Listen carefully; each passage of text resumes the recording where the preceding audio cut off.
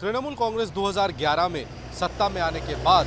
ममता बनर्जी के पार्टी के बड़े नेता मंत्री इनका नाम भ्रष्टाचार से जुड़ना शुरू हुआ था और ये सिलसिला 2012 से शुरू हुआ था जब शारदा चिटफंड स्कैम सामने आया था। उसके बाद ये सिलसिला चलता रहा। रोज वैली चिटफंड स्कैम, फिर आया नारदा और ममता बनर्जी के पहले पारी में यानी 2011 से 2015 तक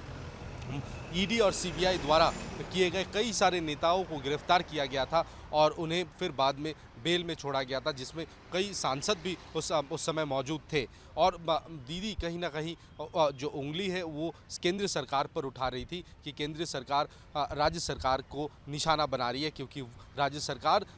जो पार्टी तृणमूल कांग्रेस है वो बीजेपी के खिलाफ है, जो सत्ताधार पार्टी केंद्र सरकार में है। लेकिन 2016 से 2021 के बीच एक के बाद एक फिर नए स्कैम्स सामने आने लगे। 2019 में सीबीआई और ममता बनर्जी एक बार फिर आमने सामने आ गए थे, जब शारदा घोटाले को लेकर सीबीआई राजीव कुमार, उस समय के पुलिस कमिश्नर कोलकाता पुलिस के, उनकी पूछताछ करने की कोशिश कर रहे थे और उनके घर पहुंचे थे। तब पुलिस ने बाकायदा सीबीआई अफसरों को डिटेन किया था और ममता बनर्जी राजीव कुमार के साथ धरने पर बैठ गई थी। इसको लेकर काफ़ी हल्ला हुआ था और राजीव कुमार के खिलाफ सख्त से सख्त कार्रवाई भी किया था होम मिनिस्ट्री ने। लेकिन अब 2021 की और 2022 की बात की जाए, खासकर पिछले महीने यानी जुलाई में हमने देखा ममता कैबिनेट की 2 नंबर की मंत्री और पार्टी के महासचिव पार्थो चैटर्जी को गिरफ्तार किया गया। रिक्रूटमेंट भ्रष्टाचार को लेकर उनके दोस्त के घर से करोड़ों रुपए बरामद किए गए थे नगद। और अगस्त महीने में ठीक कल अनुब्रत मंडल को गिरफ्तार किया गया। ये ममता बनर्जी के एक और दाहिना हाथ माना जाता था और बीरभूम के बेताज बादशाह या बाहुबली नेता उन्हें माना जाता था और उन्हें भी गिरफ्तार किया गया। अब धीरे धीरे कहीं ना कहीं तृणमूल कांग्रेस को घेरता नजर आ रहा है सीबीआई और एनफोर्समेंट डायरेक्टरेट। इस समय Sharada chit fund scam, Narada, rose valley chit fund scam के साथ ही SSC, college service commission, SLST recruitment scam को लेकर भी ईडी और सीबीआई जांच कर रही है और साथ में कोयला घोटाला और पशु तस्करी को लेकर भी सीबीआई और एनफोर्समेंट डायरेक्टरेट जोरों से इस समय मैदान में उतर चुका है और एक के बाद एक नेताओं को पूछताछ किया जा रहा है। कुछ लोगों को गिरफ्तार किया गया, जैसे विनय मिश्रा का नाम सामने आ रहा है, जो इस समय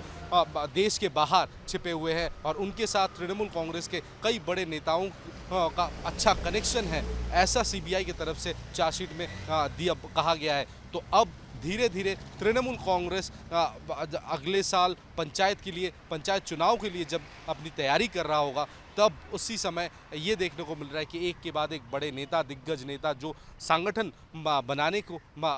को चलाने को लेकर जिन्हें माना जाता था, अनुब्रत मंडल जैसे लोग एक के बाद एक गिरफ्तार हो रहे सीबीआई और एनफोर्समेंट डायरेक्टरेट के हाथ, और एक के बाद एक नया स्कैम सामने आता जा रहा है। तो कहीं ना कहीं हम कह सकते हैं कि एनफोर्समेंट डायरेक्टरेट और सीबीआई धीरे धीरे शिकंजा कसता नजर आ रहा है तृणमूल कांग्रेस पार्टी या तृणमूल कांग्रेस सरकार पर। इस समय 8 आईपीएस अफसरों को भी दिल्ली बुलाया गया है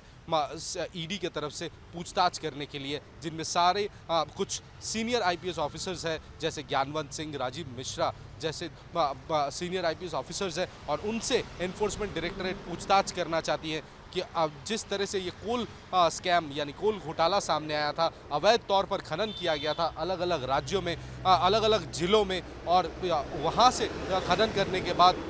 वो सारे कोयले जिस तरह से अलग अलग जगहों पे पहुंचाया जाता था, वो पुलिस के निगरानी के बगैर मुमकिन नहीं था। तो ये बहुत हद तक ये संभव है कि इन आईपीएस ऑफिसर्स को पूछताछ करने के बाद सूत्रों के हवाले से खबर कि इनके खिलाफ भी कड़ी कार्रवाई की जा सकती है, अगर ये साबित होता है कि इनकी भी मिलीभगत थी इस पूरे नेक्सस में। तो कहीं ना कहीं ममता सरकार इस समय घेरे में आ रहा है। सीबीआई और ईडी के तहत अलग अलग मामले सामने आ रहे हैं। एक तरफ राजनीतिक तौर पर बीजेपी का दबाव, लेफ्ट का दबाव, कांग्रेस का दबाव झेल रही है तृणमूल कांग्रेस, तो दूसरी ओर सरकार इस समय केंद्रीय एजेंसीज के तरफ से जिस तरह से कार्रवाई राज्य सरकार के मंत्री, नेता और पुलिस अफसर, आईएएस अफसर्स के खिलाफ लिए जा रहे हैं, वो कहीं ना कहीं आने वाले दिनों में कम होता हुआ इस समय नजर नहीं आ रहा है। वीडियो जर्नलिस्ट सुमित सरकार के साथ तपस सेनगुप्ता, न्यूज़ नेशन, कोलकाता।